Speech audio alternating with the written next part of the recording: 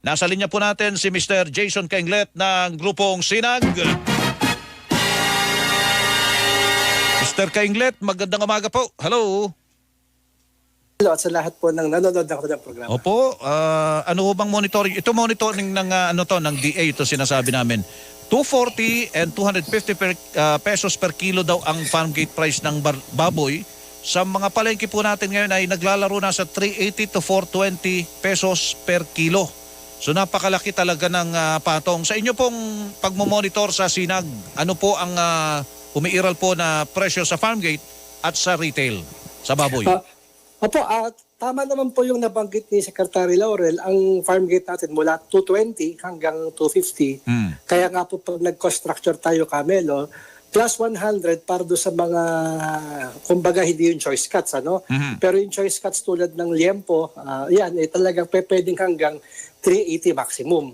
Wag namang umabot ng 400 hanggang 450. Yun po talaga malinaw na merong, kumbaga, labis-labis na pagbebenta. Sa 380 pala pwede na, pero yun yung magandang parte na ng baboy. Opo, yun yung sinasabi nating choice cuts, ano, yung mga belly, yung mga liempo. Kumbaga, pinatok na natin sa 100 to 120 para po, kumbaga, happy lahat, ano, from farm gate hanggang retail.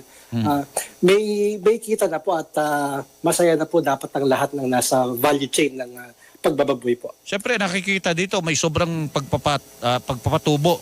Pero maliban dyan, may iba pang problema ba ang industriya ng pagbababoy po ngayon, pagbababuyan ngayon, Mr. Kainglet? Baka naman po may problema tayo sa supply, baka kulang. May ganun ba? Opo, yung kulang natin, matagal na po tayong kulang dahil nga sa ASF. Pero gaya ng bigas, ito ay napupunuan ng importasyon.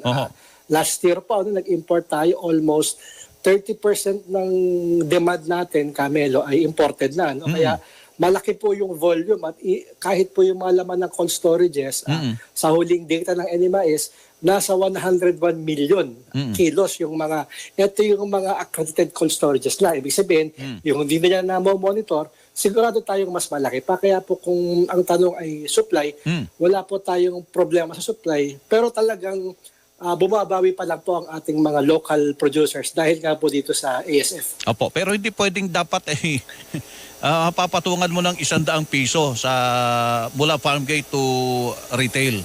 Na po?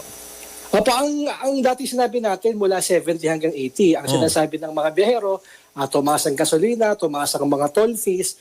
Kaya sabi natin hanggang 120, maximum na po yun sa mga choice cuts. Kaya yung sinasabi ni SEC na 380, tingin natin yun na pwedeng maging MSRP. O basta lumagpas ng 400, talagang malinaw po na medyo mataas na po yung kanilang pinatong. Opo, wala pa naman binabanggit dito kung ano po yung tatalagang maximum suggested retail price. Pinag-aaralan pa ho ito Parang sa bigas ito na bago sila nakapagpalabas niyan, pinag-aralan muna nila ng gusto at inaral yung nandyan sa value chain. Pero kung kayo po ang tatanungin, Mr.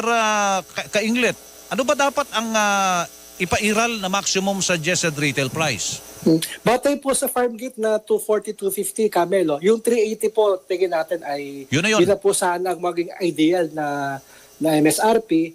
Basta yung pagkumbaga ito tumuntong sa 400, yun, makikita na po natin na medyo mataas. Dahil ang nasa price act natin, Camelo, pag tumaas ka ng 10%, from the previous months, medyo pwede ka na investigahan. Nagsimula tayo, nasa 350 lang, 360 bago magbagong taon. Kaya yung biglang sirit na dagdag, umabot ng 450, 460, talagang ano po yun, kumbaga 100 ang tinaas mo, talagang kailangan ka ng masilip. Wala naman tayo sinasabi pang profiteering, pero dapat magandang masilip natin.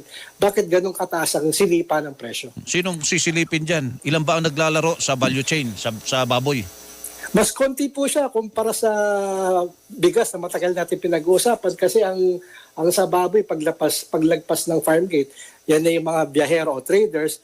Ang live natin kasi, Camilo, diretsong katayan. So mula dun sa biyahero, minsan siya na rin ang merong slaughterhouse. So hanggang 2-3 kamay lang yan hanggang pumasok sa retail. Kaya hindi siya kamukha ng ating problema sa bigas na maraming pinagdadaanan. Ito pong baboy, nag-integrate na siya. Dati 4-5 ngayon, hanggang 2-3 na lang po ang pinagdadaanan paglagpas sa farm gate. Yung pala naman, hindi katulad sa bigas, ang dami. Marami po. Tama po. O, kasi live live Camelo, mapababoy, mapamanok. Oo. Hindi mo naman siya itatambak pa sa mga cold storage. So, kumbaga, itatambak mo. Talaga ang live natin, Oo. diretsong bentahan. At yun naman talaga ang hinahanap ng ating mga mamimili. Yung Opo. fresh at sariwa kumpara sa mga imported po na hindi mo alam saan nanggaling. Opo.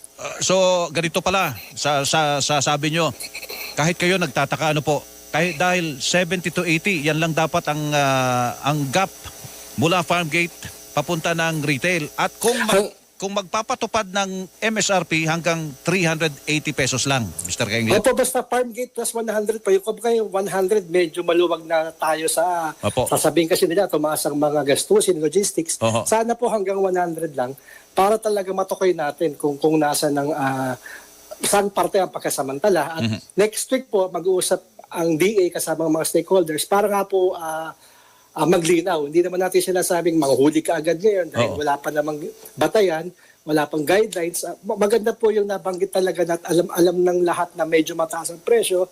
Magkali naman po at yun po ang ating pinaplano pag pulong po next week with the Department of Agriculture. Opo, Sisi. Salamat po, Mr. Kenglet. Magandang umaga po sa inyo. Good morning po, Camelo, at sa pagkakataon. Si Mr. Jason Kenglet, Executive Director ng Samahang Industriya ng Agrikultura Usinag.